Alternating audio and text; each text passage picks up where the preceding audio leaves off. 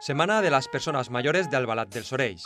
Más de 500 personas han participado en la cena al aire libre servida por Karting Hortanor. Su profesionalidad marcó una velada festiva perfectamente organizada. Yo creo que lo esencial es tener un buen equipo detrás de gente y sobre todo tener unas marcas como en este caso San Miguel, que lo lleva Diresa. Contar con ellos es muy importante porque nos aportan todo lo que necesitamos en todo momento.